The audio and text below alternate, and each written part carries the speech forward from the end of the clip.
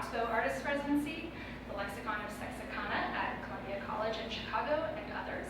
And she's an associate professor of illustration here at the college. So for now, please help us welcome Kayla E.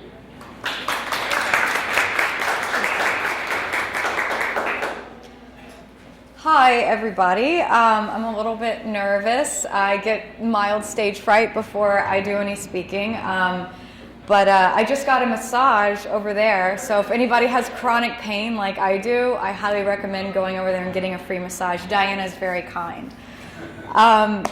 Okay, let me get this microphone to work correctly. Can everybody hear me? Okay, my voice kind of carries. I can be a little bit loud, so even if the microphone doesn't work so well, I think I can carry it. All right, so the projector is up. Thank you all so much for taking the time to come out today. It means a lot to me. I traveled here from Durham, North Carolina, and this is my third or fourth time in the Los Angeles area, I think. But yeah, like Susanna said, my name is Kayla E, and I'm a cartoonist, editor, and designer. And I'm here with my badass girlfriend, Lara, who's sitting right there. And she's a fact checker, writer, and editor. And we live in Durham with our 3 pets. We have 2 dogs and a cat. So yeah, like was mentioned, I got my BA in art at Harvard, and I'm currently the editor-in-chief and art director of Brut Magazine. We actually have Tony Weiling here, who is our fiction co-editor. It's our first time meeting in person. So yeah, vulnerability is important to me, so I'm going to spend this time sharing with you about my life and some of the difficulties that I've endured. And as the title of this lecture implies, I'm going to talk about how I redefined success for myself, how I learned the art of self-advocacy, and the importance of community building. But first, I'm going to share a little bit about my childhood. So this is me at age 10 during the best Christmas of my life. I don't know what the demographics are here, but are there any Powerpuff Girls fans in the room? No? A little bit? Okay. Maybe I'm a little old. But yeah, so I look at this photo of myself and I think about what a sweet kid this is, and honestly my heart breaks for her. And it's important for me to provide a little bit of context surrounding how I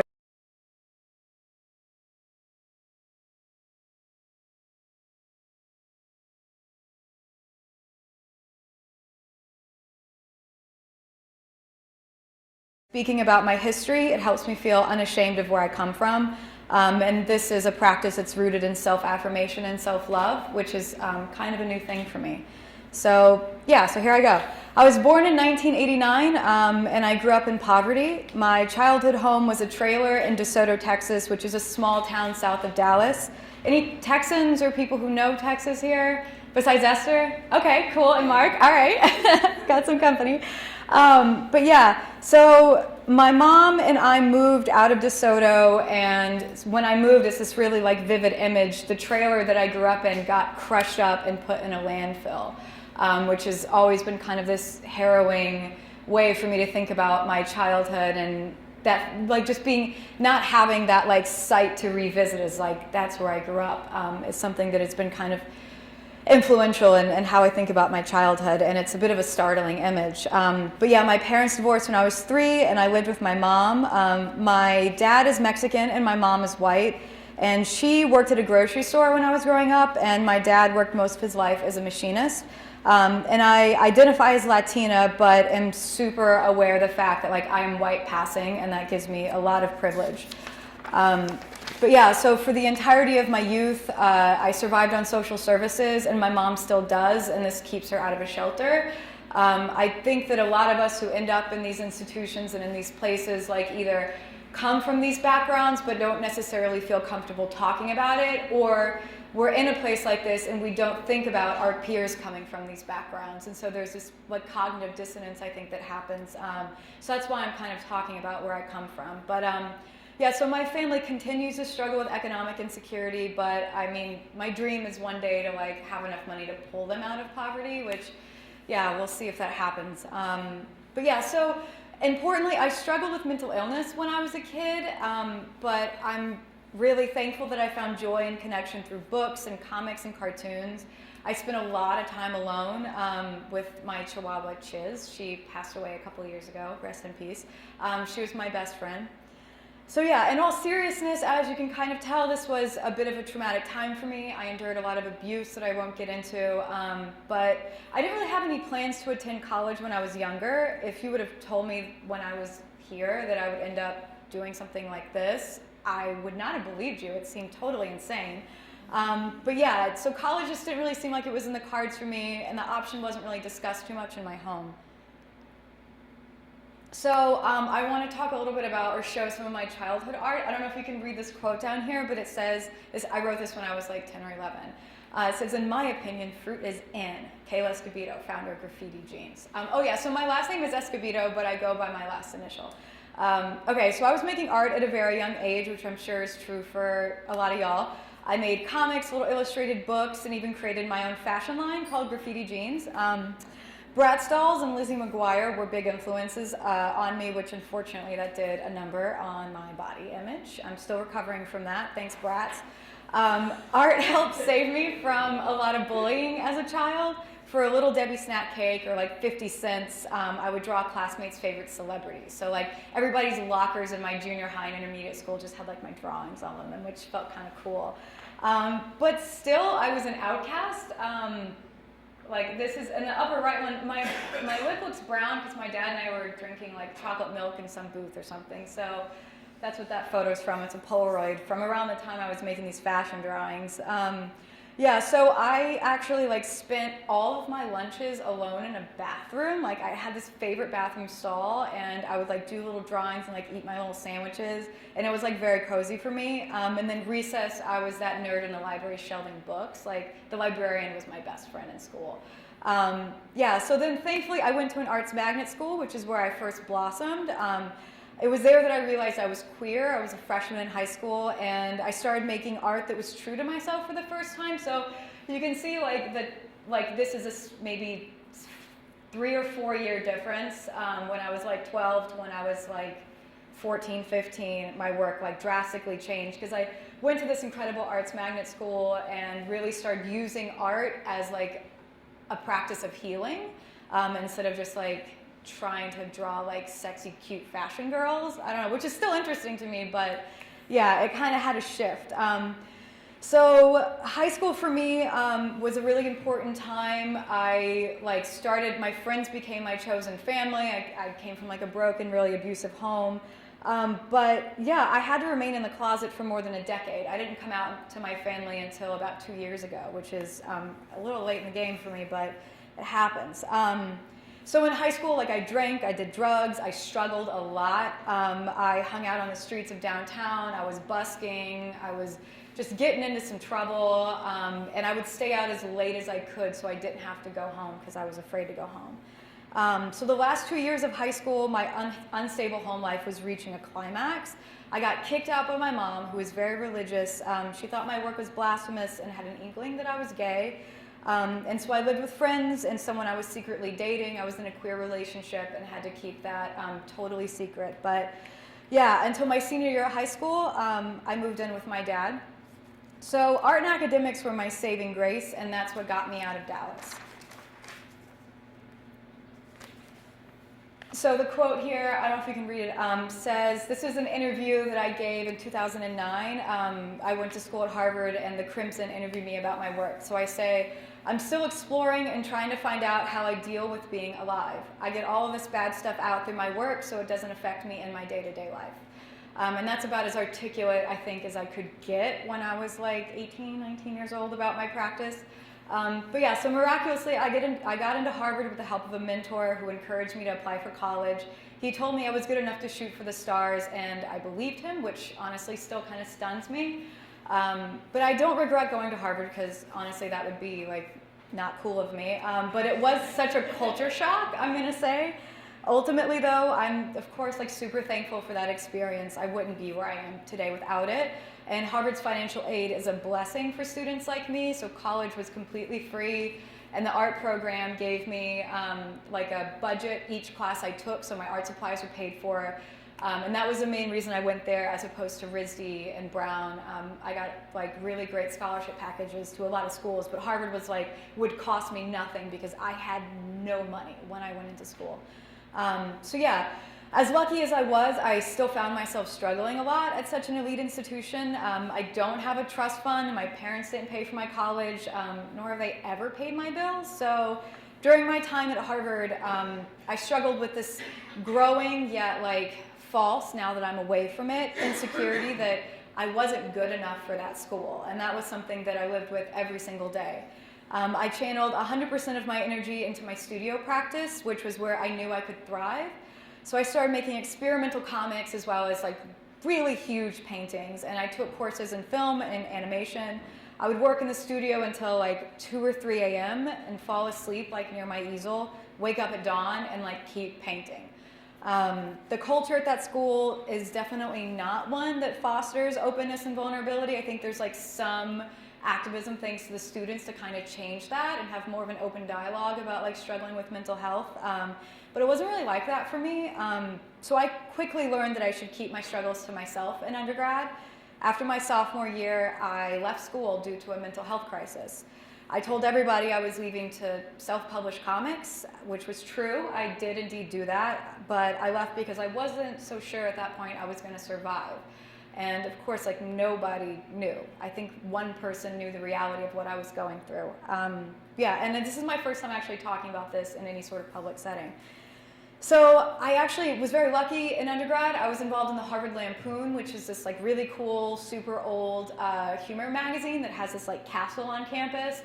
So I was the art director for the Lampoon, and that was the main reason why I decided to go back, besides the fact that like I knew I couldn't give up on this degree, but that was like sort of one of my safe havens in undergrad. Yeah, so when I came back to school after taking this year off, I really started to develop my practice as a cartoonist. So the big pink thing there, I made this summer, I think, of my junior year. I think I made it my junior year. And it's a large hand-painted comic called Kayla's In. And the self-portrait character that I created in it inspired my senior thesis.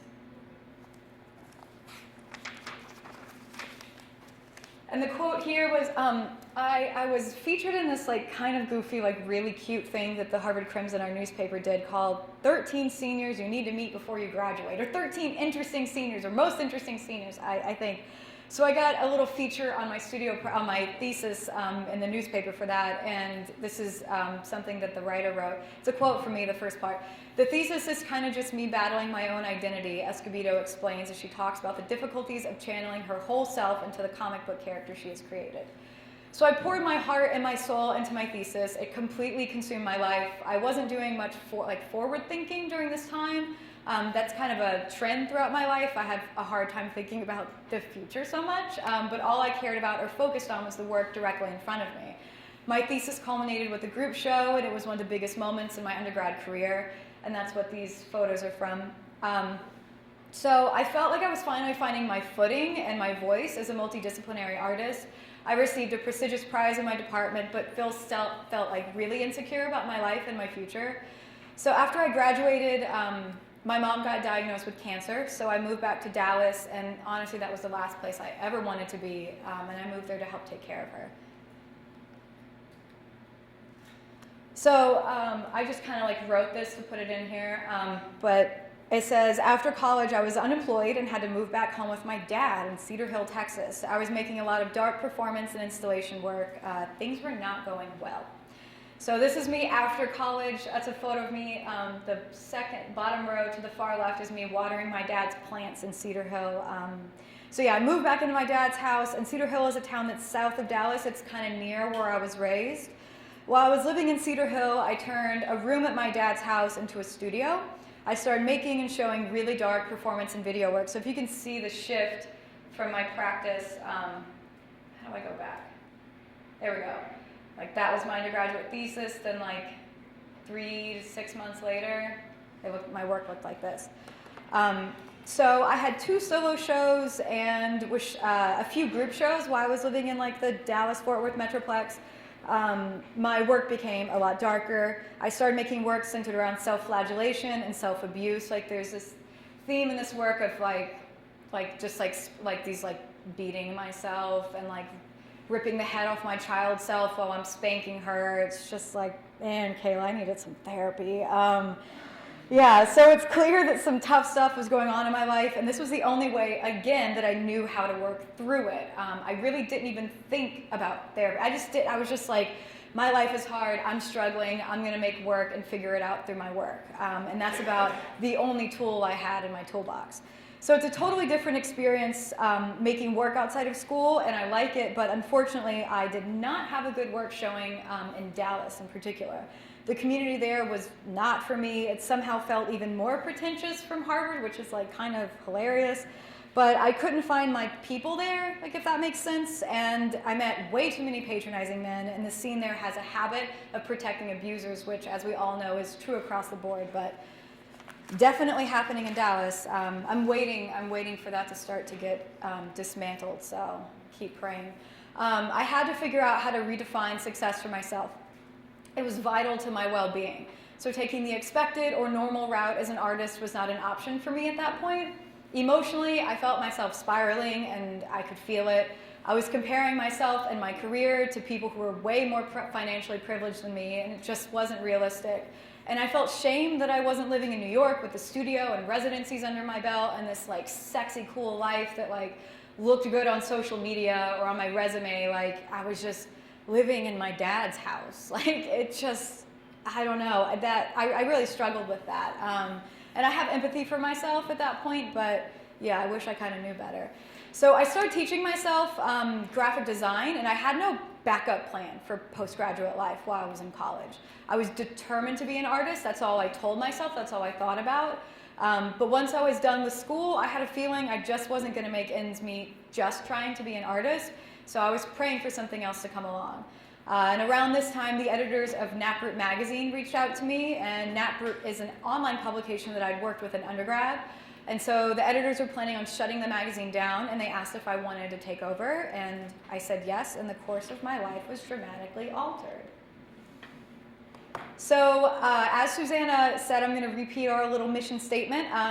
Brut is an art and literary magazine dedicated to advancing inclusivity in all creative fields. So that is significantly different from the original mission of the publication. When I became editor of Brut, I felt I had a responsibility to transform the publication into one that I was proud to be at the helm of.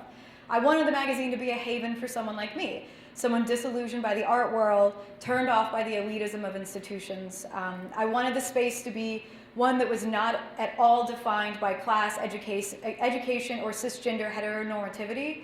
I felt so out of place at every turn of my life, and I wanted Brut to become my new home. I started thinking a lot about my child's self and what kind of world I wanted to create for her. This fed into my practice later down the line, but also acted as a catalyst for my reimagining of Brut. So this is a quote from McSweeney's when Brut was first kicking off when I took over at the helm. So McSweeney said, "We're really into this new literary journal, Brut, but lit journal may be a misnomer. This is more like someone's exceptionally designed and well-curated collection of interesting works of art." I think that's kind of a sweet quote. I think we've done a little bit better than that. I think we could get an updated quote at this time. That was like 4 years ago. So yeah, after a year of working for the magazine, a lot of big things started happening. I brought on more people to help out with the publication, growing Brut staff. We now have a team of, I think, about 22, including Tony and Lara. And also including ArtCenter alum Alejandra Fernandez. She's on our advisory board, which is pretty cool. I moved into my own place around this time, out of my dad's house. Thank God it happened. And Brut had become a significant part of my day-to-day life. I was no longer showing work in Dallas, and my practice had evolved into an even more solitary one, which is dangerous for somebody like me. I was making digital drawings and honing my graphic design skills as art director of Brut, and that's when I also started working as a freelance designer. So I found myself going out less and less, but Brut was blossoming into something way more important and impactful than I had ever imagined. So I didn't share with many people about my mental health struggles, but Brut was a beautiful distraction, and I found companionship with new friends online that I met through the magazine. I'm one of those people where I'm just like, all my friends are on the internet. So there was a need for the kind of work Brut was publishing. The magazine started growing, and we decided to make a move offline and into the real world. So Brut printed 2 issues, which were both crowdfunded. They're right here if you want to take a look later. I designed both issues, and they're beautiful, full-color, perfect bound books. I also created comic book inserts for each issue. And Brut was becoming more and more of an extension of my artistic practice. So this is one of the really cool risograph comics that are in one of the issues. So thanks to the magazine, I was able to continue making art while fostering an incredibly inclusive and inspiring community of authors, visual artists, poets, activists, and everyone in between. So Brut gave me my first opportunity to redefine what success looked like for me.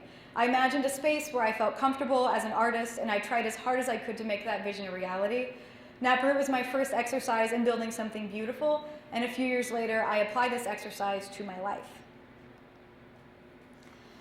So, yeah, these are some photos of like some cool things that Brut and myself have been involved in. And the quote here says, "The greatest gift for my involvement in Brut has been the real-world connection to other people who care as deeply as I do to dismantling white supremacist heteropatriarchy." So around the time of the print issue releases, Brut started participating in and hosting events around the country. Our first event was a panel we organized at Harvard on gender disparities in the arts, and we invited 5 like really incredible women to take part in the panel. We had, this is the photo in the upper left, we had Alexis Wilkinson. She's a brilliant humorist and a writer for HBO's Veep. That's me when I had really long hair. Koa Beck, the current editor-in-chief of Jezebel. She's on our board of directors too. Phoebe Robinson is an author, comedian, and co-host of Two Dope Queens. And then we had Robin O'Neill, an LA-based visual artist, the host of Me Reading Stuff podcast, and one of my all-time favorite humans. She lives in LA, you guys, like underutilized resource. She's a genius. So that event was a hit. Eventually, I started getting invited to represent Brut on panels at literary conferences. I also was asked to speak about my art practice and involvement in the magazine at universities and institutions.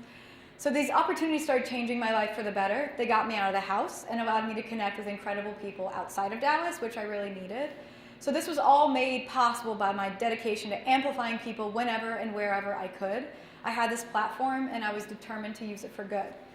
So Brut has been a catalyst for so much positive growth and change in my life. I don't know where I'd be without it. It frightens me to think about just like Kayla stuck in that house in Cedar Hill if Brut hadn't fallen from the sky into my lap. The professional relationships I've been able to establish with staff and contributors have turned into real friendships. So much of the community that had sustained me in the years after undergrad was online, and getting to connect with people in real life was a game changer for me. And I volunteer for the magazine, by the way. Everybody who works for the magazine is a volunteer, so pretty cool stuff happens sometimes when you volunteer. So yeah, this is, okay, good, the GIF is working. This is our new website, issue 9, that just came out November 1st. And this is a quote from a Design Sponge interview I had. I say, "I spend most of my waking hours working as editor-in-chief and art director of Brut, a journal of art and literature dedicated to advancing inclusivity and equality."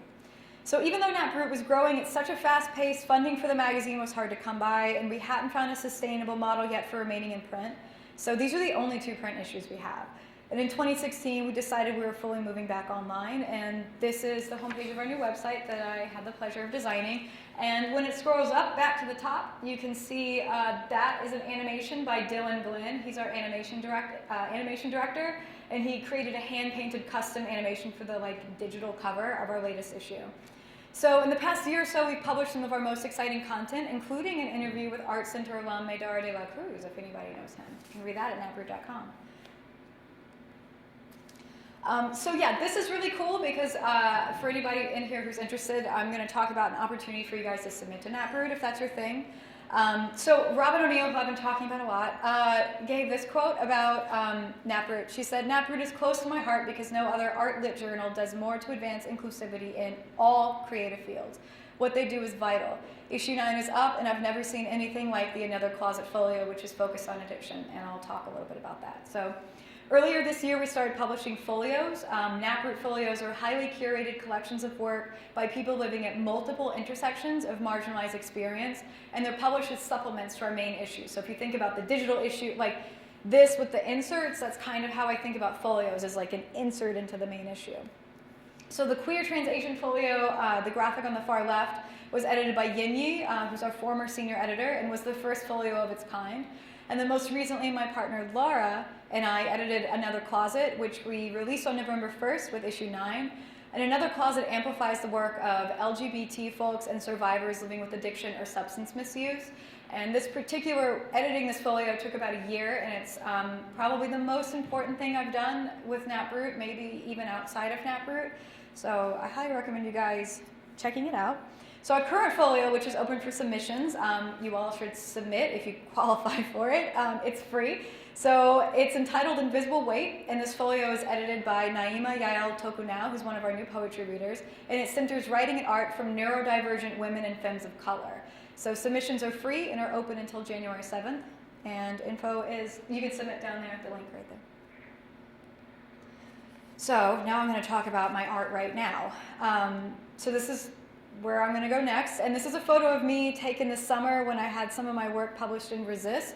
It was a comics anthology edited by Nadja Spiegelman and her mom, Francois Moulet, the art editor of The New Yorker. How am I doing on time? Am I okay? Okay, great. So here we go, Precious Rubbish. The quote from this is from an NPR illustration profile that I have. So I'm talking about this body of work. The idea is to create a psychological drama that reflects the act of remembering and confronting issues of abuse, erosion of personal space, the destructive undercurrents of gender roles, and the heightened trauma of childhood misogyny and homophobia to render an emotional truth.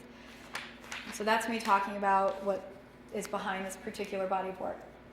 So during those first few years of running Nat Brut out of my house in Dallas, I was making a lot of digital comics. As I said, I wasn't making or showing like performance and video work or painting.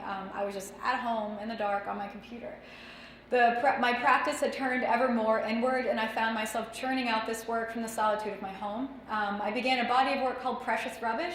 This series of hybrid gag panels and short prose is modeled after mid-century children's comics like Casper, Little Dot, Little Eva, and Little Lulu, but instead stars Kayla, a self-portrait character whose blank eyes and somewhat sad, harried expression never changes. So while the style and essence of the work is a nod to these vintage children comics, the color scheme references comic cards, and that's with 2 Ks, mid-century gag postcards that I discovered while antique shopping in West Texas. So Precious Rubbish is in part a project rooted in reclamation. The color and style of the work references these historically racist and sexist gag postcards and comics that I wanted to reclaim as my own. And I did this by injecting my personal experiences into them. And if anyone's interested in taking my workshop later, I'm really going to be going into my practice, and you'll have a chance to make your own comic rooted in this same practice that I have. So Kayla, this self-portrait character, I carried over from my performance work, and that character was born in that big pink, like painted comic I showed, represents this blank slate iteration of myself that embodies the awe, confusion, and absurdity of pure existence, while reflecting the deep-set, static self-image I've internalized throughout the course of my life. And I'm hyper-aware that this intersection of gag humor, violent masculinity, and white supremacy did not end with these 1950s postcards. The violence and absurdity of this act of co-opting is ever present in my work. Comic cards depicted reprehensible violence against marginalized people, drawn over with this thin veneer of slapstick humor and bright, cheerful colors, and Precious Rubbish depicts the fallout. I don't think I'm going to keep reading these quotes, so it feels a little silly. I really felt like I found something with this new practice of reappropriating canonized comics. I made a number of series within this body of work, some of which I made for Nat Brut and published in the print issue. So that middle piece is a comic, one of the pages from All of Them Witches, which was a really fun project I got to work on. So as an illustrator, I've done a little bit of editorial spot and custom illustrations for clients, but this really cool thing happened that I'm going to talk about because it was the coolest thing ever, and I've been talking about it a lot. So I was recently contacted by The New Yorker to submit sketches for a cover. They decided to change gears and didn't want to publish work on that particular topic, which I don't know if I can say, but it's like a topic that's like always timely, but in my opinion at least. So in any case, being asked was one of the highlights of my career thus far, and I'll nab that cover one of these days. Just be on the lookout, y'all. Okay. So now I'm going to talk about, that slide should say, am I missing? This might be my old one, damn it. There was a slide in here called Getting Better, and it had a picture of me with my chihuahua at the beach. So just like picture a picture of my chihuahua and me at the beach, and I'm going to read that. The stuff for that one. So in 2016, I uprooted my whole life and moved to Beaufort, a gorgeous small town on the coast of South Carolina, right between Savannah and Charleston. I doubt anybody in this room knows where Beaufort is. No, that's crazy. I didn't either, actually. I knew I was slowly slipping away in Dallas. I had Nat Brut, but not much else. The city was eating away at me, and I was still in the closet to my family, which contributed to my misery. I reconnected with Lara, who is now my partner, and eventually I moved to Beaufort, which was where she lived, and I was like, what is Beaufort? Like, what is this, like, tiny little hick town? But, yeah, that's where she lives, so I lived there too. And before I moved, I came out to my family, which was a huge relief. It was painful and didn't go exactly as I had hoped, but at 26, I couldn't wait any longer.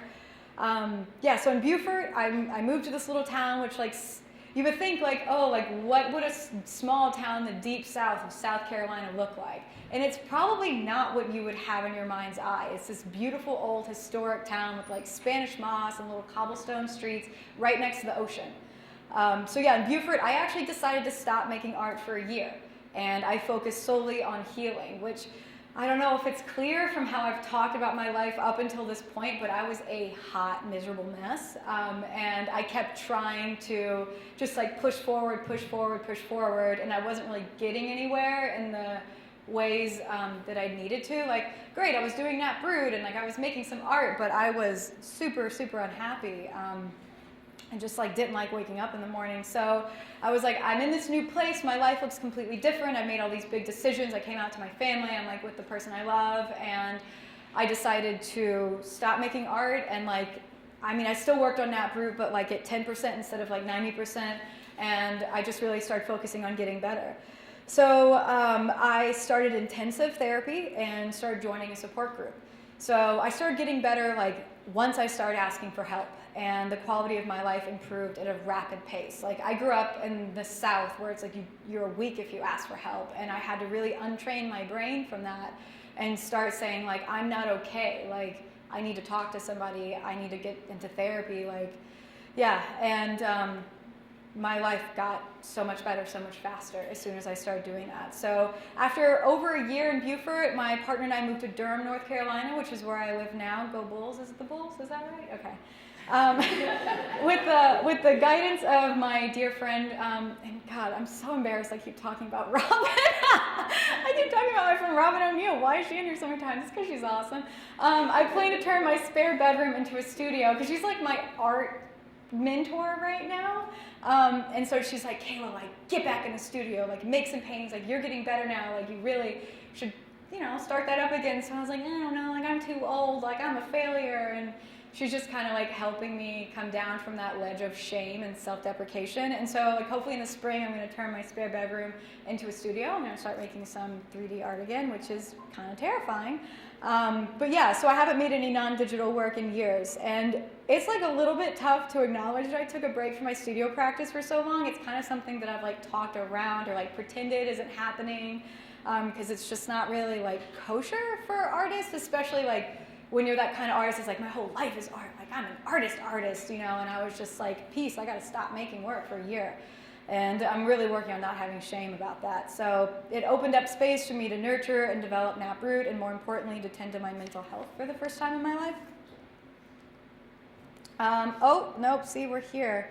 Another one is missing too. This is my old one. I'm such a dummy. I have like a whole bunch of new precious rubbish pieces that I wanted to show you guys. Can I just pull up the old one? Will that work? Okay, because does anyone care? Does anyone want to see? Yeah, okay. I'm really sorry. I saved like 10 different versions of this, so it's a little chaotic.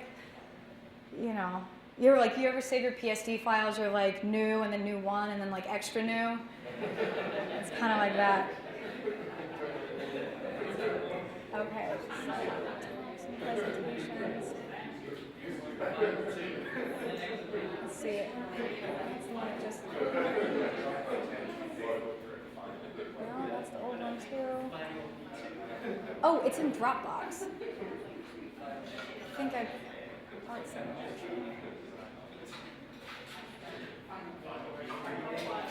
Oh my God, it's gone. Honey, do you know where it is? Well, at least this is giving people a chance to eat. I don't know. I had like all these new slides where you could see like the new.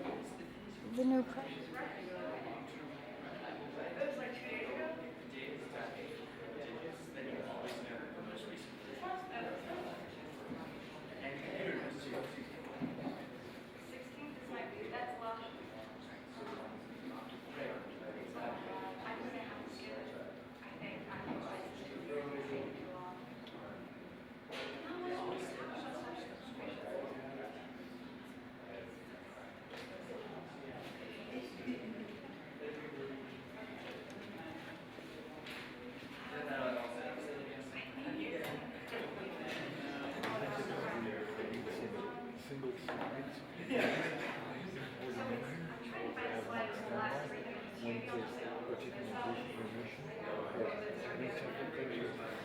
stop by to post the museums.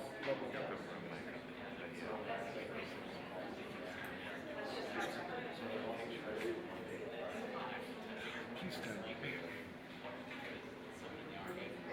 It's only a test. Hi everybody, I'm really sorry about that. At least everybody got a chance to like stretch and eat. So a couple slides are totally gone, and I think I'm just gonna kind of just tell you the bullet points of what they showed, because I cannot find them for the life of me. So I was gonna show these 3 pieces of precious rubbish. They were an extension of that series, the like super bright, like really scary ones that I had made. And it was like right after the election, I'd taken that year off from making art, and I just was like, the election happened, and like it was nothing new. Like I knew all this shit was happening, but I was just not in like a super good place, and so I fell apart. And I had like started this like self-work, self-healing stuff, and I had this like super intense daily regimen of self-care exercises that I have to do in order to like be okay. And so around the time of the election, like it was end of November, I just like stopped going to therapy. I stopped going to my support group. I started isolating. I wasn't touching base with the people in my life who I felt safe with. I usually have to I read like some self-helpy stuff. Like I used to hate that kind of shit, but it actually helps me. I like read little daily meditations every day, but I stopped reading my literature. I wasn't doing any meditation. And I have to do all this stuff to kind of like recover from personal trauma. And I also do this stuff because I believe in my personal future and I have hope for my life. And like these 10 things that I do every day to like be okay is like working for me. So I stopped. And I fell into like a really dark depression, and my life kind of fell apart around this time last year. So these 3 pieces I made depict like the fallout from that. And then like shortly after that I made this work, and it was like really great for me to visualize that and like come to terms with what I was going through. And then for about a year now, I've like kept up my little daily practice, and I'm doing really good. So yeah, one of the things that I realized during that time, and we're seeing it happen again in this like post-Weinstein movement, however long or brief it will prove to be, was that in times of crisis and moments wherein the social paradigm is shifting, collective resistance and collective self-care is imperative. So I learned to reach out and ask for help, to make myself available to other people in crisis, and to actively check in on members of my community. And not everyone knows when to ask for help. I'm still learning myself, and it never hurts to take the time to make sure somebody else is okay. Is it awkward? Maybe a little bit, but is it imperative? Absolutely. So this is our responsibility when we're in a community with one another, as artists, as activists, as partners, roommates, family members, friends, to just take care of each other. So I'm finally on the right slide, you guys. You've been looking at this for a long time. So yeah, a few months ago, as I mentioned, my partner and I moved to Durham, and we actually started collaborating on a series of comics called Blasphemy, which follow Petra the Witch and Charlie the Nun, a queer couple living in a small southern town very similar to Beaufort, South Carolina. By the way, Beaufort sounds crappy, but it's actually really beautiful, and I think it was a New York Times named it the #1 small town of the South, so suck on that. At this point in my practice, I'm no longer referencing like specific works from the public domain, whereas I was like specifically, you can see like that's a Little Lulu cover that I was looking at like one-to-one, whereas now it's just sort of, I'm like looking at like vintage kids comics as a whole to sort of like direct and influence my current comics practice. So this series is still a work in progress, and it hasn't been published yet, but Lara and I plan to produce this series as a mini comic sometime next year.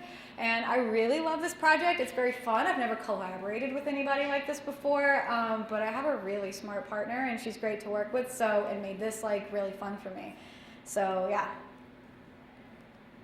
Design author. Okay, so like that's the name of my business. Like I should have put it in my bio where it's like creative force of design alter. It's like, what is design alter? Nobody knows what this is. I just created this business like 6 months ago, so it's brand new. But yeah, I wanted to talk a little bit about what it's been like for me is to build my business. If anybody here is interested in being self-employed when they like leave school or thinking about changing their careers. So as a freelancer, I've been like really, really picky about who I work with, and I seek out clients who I feel respected by and safe with, and sometimes that makes it, I make less money, I have less clients, but it helps me keep my sanity, which is more important to me. But yeah, even still, bad things can happen. I, right now, have a client who has not paid me in over a year for illustration design work that I've done for them.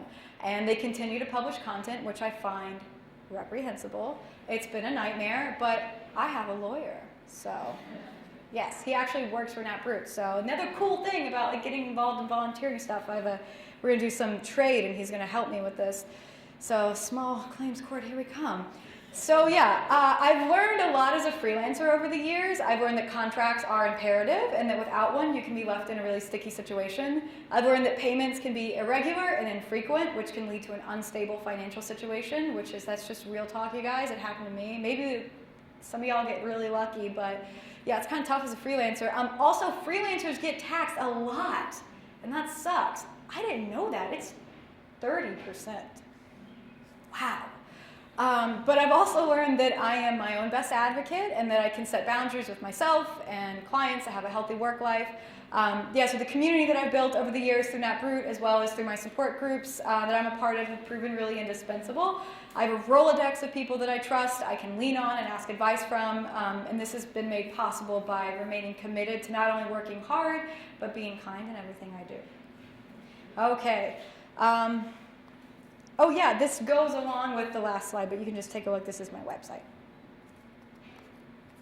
And then some takeaways, recaps. I'm almost done, y'all. All right. So I'm just going to briefly go over some of the things that I talked about that I hope is maybe a little bit relevant to some of you guys in the room. So in terms of redefining success, I think it's really important to go easy on yourself, and it's okay to ask for help. It is so okay to take advantage of the counseling offered by your undergraduate program. Free therapy rules. Also, Google the hell out of low fee or sliding scale therapy in your area once you get out of college, or now, why not? All the artists I know put in time on a therapist's couch, have some kind of spiritual practice, or do a shit ton of self-work in other ways. When you get better, your work gets better, also your life gets easier. So your worth is not measured by your productivity. It's okay to take breaks from your practice. Sometimes I do this bonkers thing where I start, and I talk about this, panicking about how old I am and how I haven't done enough and how I'm 100% confident that I'm doomed to have a life lived in utter obscurity and will ultimately die alone. You know, we can spiral, we can get there.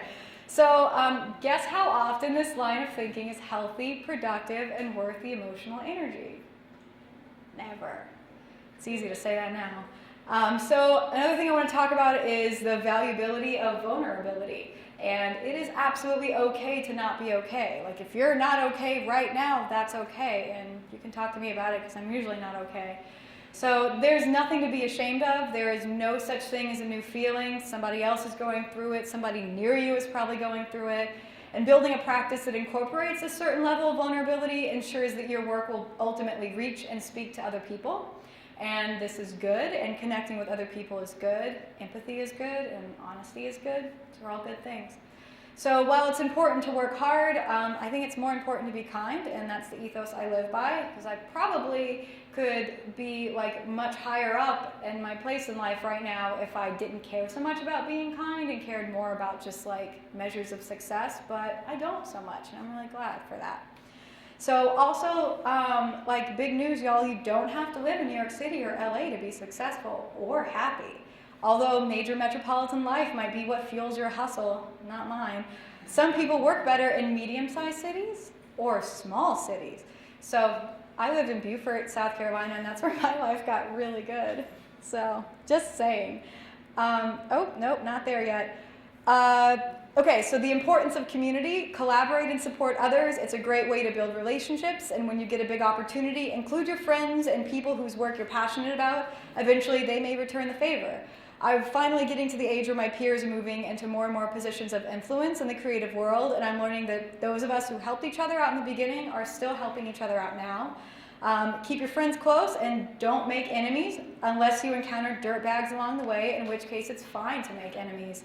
It's fine to speak out, cut out, and blackball unsafe people. I do it all the time. So it's okay to work for free, but not too often. I only work for free when it's a fledgling publication that does work I believe in, like Brut. I work for free and I volunteer as a staff member. So if you have time, volunteer with an organization that works for causes you care about. I'm super glad that I started working for Brut. It's the very, very best. Also, just because you're working for free doesn't mean you can't put it on your resume. Some of my most incredible paid career moments thus far have direct results in my unpaid labor for Brut. So, and I also talked about checking in on people when times get tough. It's okay to say no to jobs. Oh, that is the wrong text for that. That's so embarrassing. I stayed up really late last night trying to tweak this, so that's my excuse. So yeah, so it's super important to check in on people in your community. Like if you see like something going viral on the internet and you think like, this doesn't apply to me or isn't affecting me, it very well and most likely is affecting people that you know. And so like try to think outside of yourself and think about people who are different than you and check in on them and be like, what can I do? How can I be here for you? People do that to me all the time and I do it to other people and I swear to God, it really helps me. So, okay, last little section here, self-advocacy. Seek out clients who value you. It's okay to say no to jobs, clients, or bosses that give you a bad vibe. Trust your intuition. Also, praise the internet. We are, I sincerely hope, moving into an era that no longer allows abusive, terrible people to do abusive, terrible things with impunity. So try as hard as you can to align yourself with good people, lest you unwittingly go down with some sleazebag sinking ship. So make sure you get paid. Contracts are really important. And then as soon as you start working for money, you are a professional. Try not to undersell yourself. And engage with people who have the careers that you want. This is a fun little anecdote. Take risks and reach for the stars. I met Esther Watson, who has been a hero of mine since I was very young, by asking her on a whim to contribute to Brut. So that's pretty neat. Okay, so real quick, I don't know if any of this stuff will apply to anyone in the room, but I felt like it's really important for me to share these resources just in case. So yeah, my partner Lara and I put together this list of resources for Brut for folks who might be struggling with various mental health crisis issues. So I'll be going through this list fast, but if you need access to these resources, you can discreetly take a picture or go to natbrut.com/anotherclosetresources, and you can find them there. So yeah, these are just some crisis hotlines for, anyone. You can call them 24/7 for various things that you may or may not be going through. These are some resources for folks struggling with addiction, including disordered eating. All these support groups are anonymous. And I'm going to go real fast, but go to this website if you need help, please. And also you can talk to me. This is a list of resources for folks struggling with the mental health crisis. Also, Half of Us has a ton of resources for college students. It's like an MTV thing, but it's actually pretty legit. Let's see here. So if you are a survivor, these are some incredibly helpful and vital resources that might be able to help, and these are for survivors all across the gender spectrum. And these are various other resources, including some really great podcasts that might be helpful. All of this is available, like I said, on our website. And I meant to put in here adult children of alcoholics in case that might be something that Al-Anon kind of covers that too. But yeah, there's the list that we have is maybe 5 to 6 times longer than this on our website, but we also have these infographics. If again, one of these things, if this doesn't speak to you, but you feel like, I want to share this because this might help somebody else, you can download this infographic and put it on Twitter. Okay, so last slide. These are some handy links if you want to take a look at some of my work or learn about me later. No pressure, but KaylaEwork.com is my artistic portfolio. Natbrut.com is the art lit mag I work for, and like I said, our new issue is out. All our content is free online. It would mean a lot to me if you took a look. And designalter.org, and that's Alter with ALTAR, is the home of my freelance graphic design business and illustration business. And then there's the resources link for that infographic. And then if you want to submit to Brut and you are a woman or femme who is neurodivergent and are of color, you can submit to Brut's latest folio. And if you want to follow Brut on social media, there's some links right there. That's all, y'all.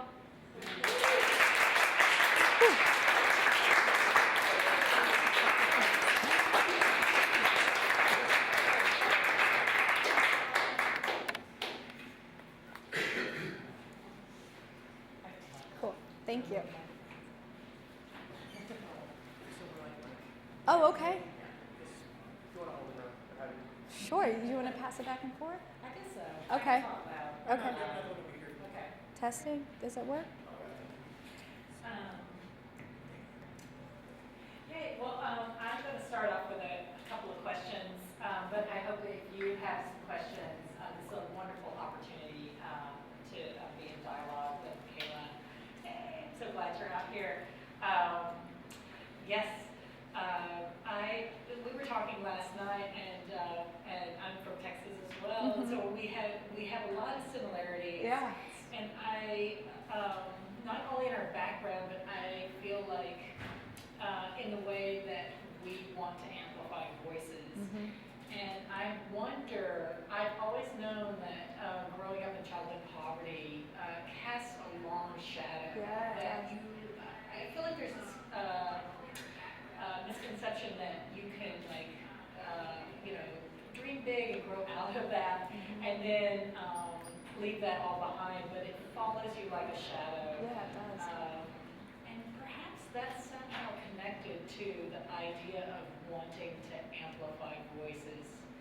What do you think about that? Is this thing on? Yeah. Okay, cool. I think that's so right. And I don't know if I've ever even, I mean, it seems so obvious, but I don't think I've ever actually thought about it like that. But I think I know for me, like, part of it was when, and where I went to high school, the Arts Magnet, there were a lot of people like me. Like, I had this like crew of like Latino friends, and like we all made art, and we all like grew up in poverty, and I didn't really feel like I was that different.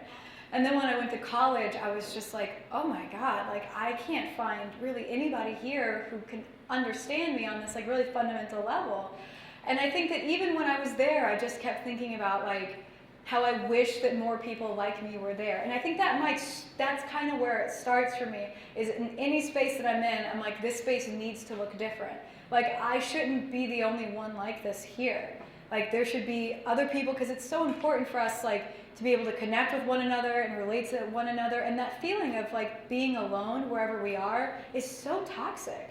And, I mean, I don't know if it was true for you, but, like, it just like really messed with my head when I got to college, and I would go to these like fancy functions and like all of these just like mentally stable, like beautiful people with like nice clothes, and like I straight up I stole my clothes out of the donation bin at Harvard because I was like freezing cold and I didn't have a coat and I just had like stringy hair, and it was just like I don't fit in, you know? It was just, yeah, it was tough. But I think that those experiences, like, and when I took over Nat Brut, it was a little bit more conscious, I think, where I was like, I am going to transform this into what it should be.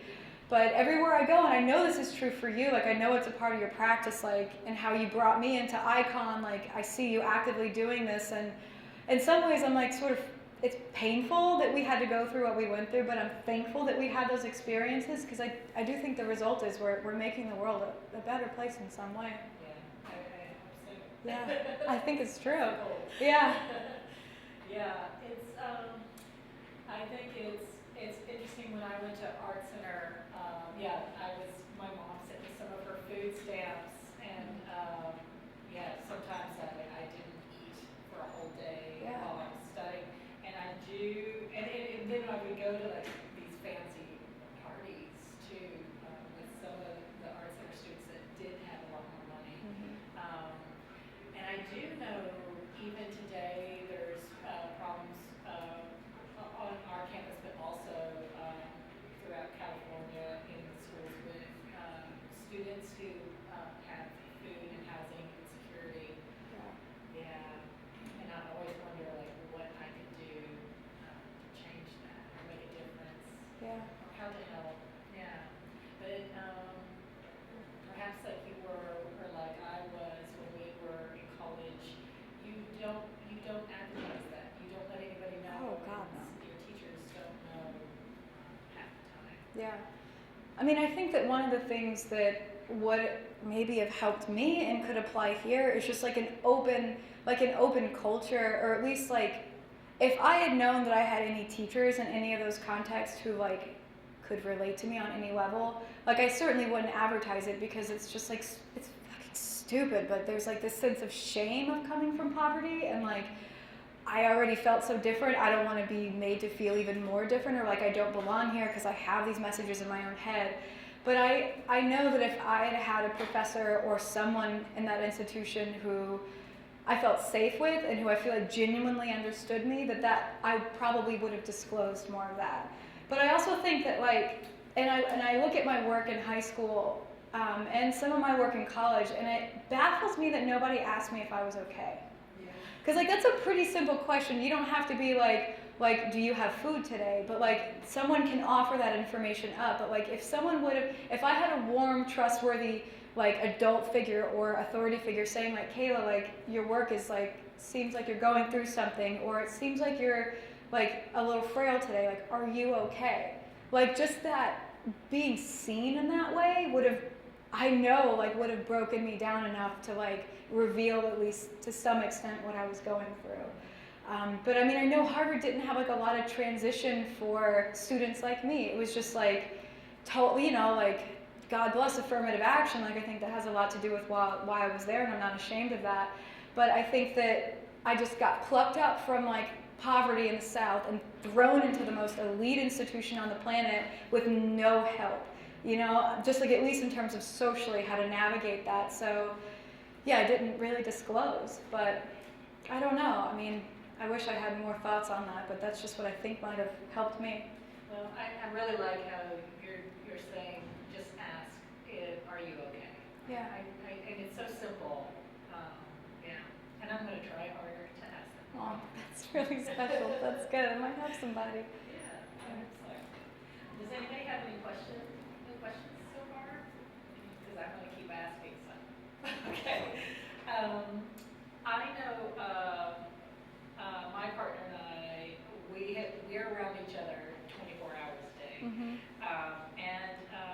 I get asked that by students, like, what is that like to work with your partner? And I wanted to hear a little bit more about you and Laura working together. Yeah, totally. Lara, if you want to chime in too. Yeah, I think you're shy. Yeah, I mean, I've never like been in a relationship where I get like really like, I learn so much from the person that I'm with, and I learn from Lara on a daily basis. Like, she's just like a million times smarter than me, and like very quiet. Like, I'm the loud one, she's the quiet one, but she is so brilliant and interesting and strange. And so she's like, but she also won't show me her work. She's also a musician, so she like won't really let me hear her music. She like won't let me read her writing. But, like, I'll like sneak it in every now and then. So like I've gotten a pretty good understanding, like just by sleuthing, how talented she is. And so like for me, it's almost like it's an honor to collaborate with her, because it's like, oh my God, like, I mean, I had a crush on her for like 10 years before we started dating. So it's like I get to work with like this woman that I just think is so incredibly inspiring. But I will say, we, since we're both like creative types, when we first started dating, we would like just have all these ideas, and Lara is very much like I'm gonna learn woodworking and build you a desk, and I'm like, honey, like, no, you're not. Like, you know, she's like, you know, like, I'm gonna build my own tiny house, and I'm like, boo boo, like, it's just a, so like we would come up with all these ideas of how to collaborate, and then we would try it. She's like, oh, like, let's make an Instagram, we'll have like 1,000 followers, and like make some merch and like t-shirts and go table, and I'm like, boo boo, like, we haven't even started drawing yet, you know? So like I think she has all the ideas, and I'm just kind of like a little bit more realistic with it. So we tried a couple different things at first, and then we both were like in the car driving home from the beach, because Beaufort, South Carolina has a beach and it's beautiful. And so we went like 3 times a week. And so we were driving home from the beach, and like, we both started talking about like who we are as cartoon characters. And then like Lara has considered like becoming a woman of the cloth and like going to divinity school. And so like Lara's definitely the nun. And then like I'm like the fiery, vindictive one, so I am definitely the witch. And so I have my great aunt, her name was Petra, and that's a name I've always loved, and Lara just likes androgynous names, so she chose Charlie. And then that night we were just like, let's draw. So we just started drawing together.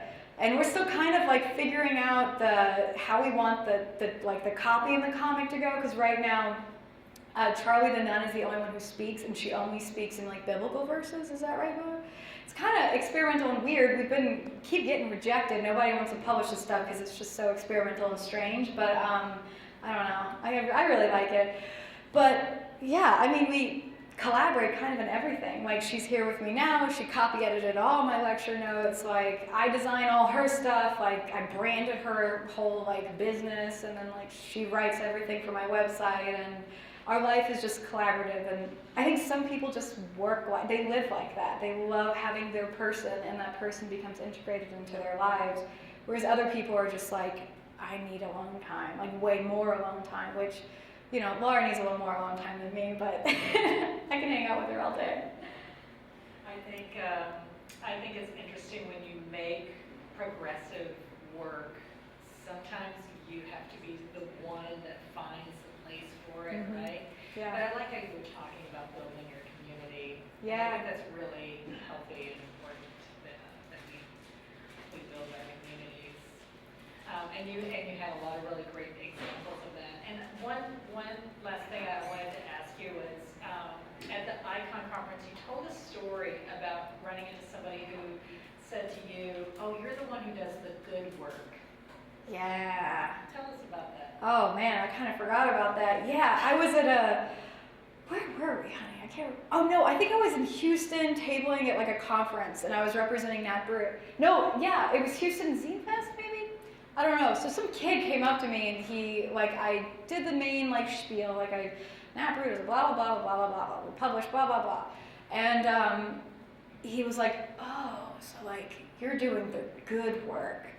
And I remember like, what the fuck is that supposed to mean? You know, like, he didn't mean anything by it, but there's just this perception that when you speak about these issues, when you like work for a publication, or you make the effort to transform a publication or any institution or whatever your practice is into one that is like good, just like baseline, like one that comes from like humanity, and like you want to amplify people who like are underrepresented, you get pigeonholed as like you're doing this, like you're just doing like the charity work, you know, like you're not like mainstream, or you're not like relevant.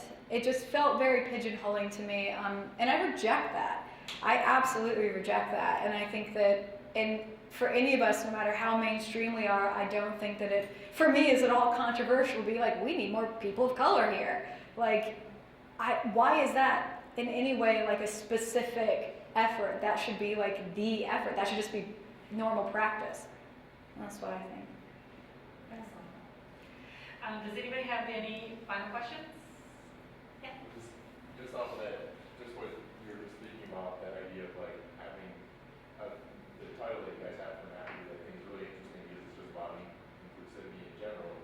Because I feel like a lot of times, especially in like the gay community, the queer community, LGBTQ community, is like this idea of other, like we're other, and then there's the rest, and it's like, I think that's really awesome that it's just an idea of inclusivity as a whole, rather than just this community, that community. Because I think when we're fighting for every individual community's rights, then it's like we're losing like our idea of humanity's rights.